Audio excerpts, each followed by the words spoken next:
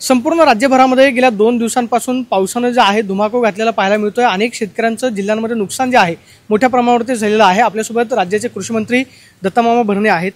मामा, काही दिवसांपूर्वी तुम्ही राज्यातल्या नुकसानग्रस्त शेतकऱ्यांचा पाहणी दौरा सुद्धा केलेला होता। 2 दिवसांपासून मात्र अनेक जिल्ह्यांमध्ये मोठं नुकसान झालेलं आहे। आपण माहिती मागवली, माहिती अजूनही घेतोय।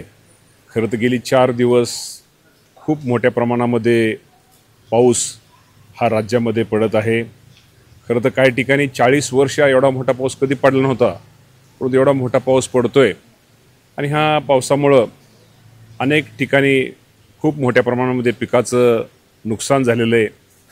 जमीन खरडून गेलेली आहे, त्यामुळे जमिनीचंही नुकसान झालेलं आहे। काही ठिकाणी जनावरं वाहून गेलेली आहेत, काही ठिकाणी मनुष्य, 1-2 ठिकाणी मनुष्य पण वाहून गेलेले आहेत।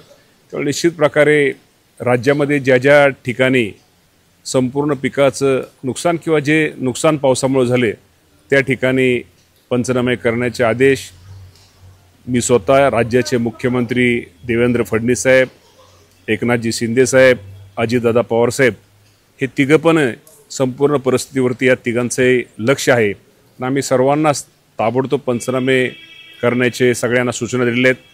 त्याप्रमाणे पंचनामे ताबडतोब, आता पाऊस सुरू आहे, पाऊस काही ठिकाणी पंचनामे चालू आहेत, काही ठिकाणी अजून चालू नाहीत, परंतु सर्वच ठिकाणी पंचनामे जिथं जिथं या पावसामुळे नुकसान झालेले ते सगळे पंचनामे पूर्ण लवकरात, पाऊस काही ठिकाणी पूर्ण झालेत, काही ठिकाणी होतील आणि जी नुकसान भरपाई जी आपल्याला शेतकऱ्यांना ताबडतोब मिळेल किंवा सामान्य नागरिकांना कशी मिळेल ही खबरदारी आम्ही घेण्याच्या सगळ्या सूचना दिलेल्या आहेत। राज्याचे मुख्यमंत्री किंवा उपमुख्यमंत्र्यांशी तुमचं काय बोलणं झालेलं आहे का? कृषी विभागाकडून काय आढावा घेतला जातोय का? अनेक जिल्ह्यांमध्ये आपण पाहतो की शेतकऱ्यांचं एवढं मोठ्या प्रमाणात नुकसान झालंय की शेतातली पिकं वाहून गेलेली आहेत।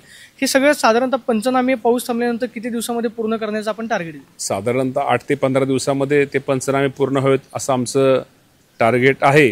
आणि या मगाशी तुम्ही म्हणले मुख्यमंत्री आणि दोन्ही उपमुख्यमंत्री या तिघांचं पण या संपूर्ण परिस्थितीवरती या तिघांचं पण लक्ष आहे। या तिघांनी पण सूचना तशा खाली राज्याचे मुख्यमंत्री आणि दोन्ही उपमुख्यमंत्री दिलेले आहेत। त्यामुळं निश्चित प्रकारे शेवटी हे नैसर्गिक संकट म्हणण्यापेक्षा शेवटी हा पाऊस आहे।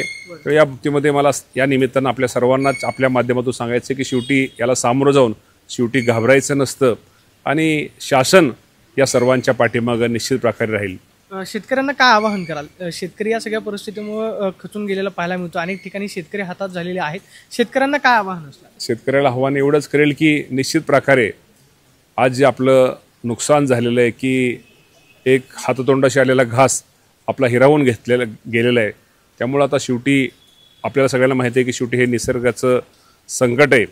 त्यामुळे निश्चित प्रकारे या बाबतीमध्ये त्यांनी घाबरू नये।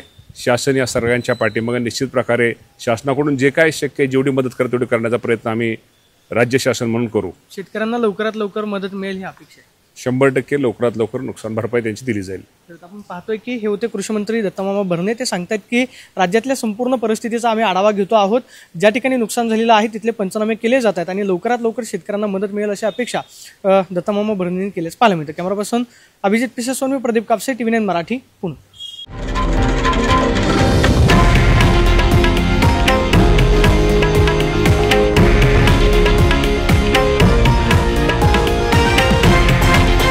हे आहे देशातील नंबर 1 न्यूज नेटवर्क आणि आपण पाहत आहात TV9 मराठी, एकमेव।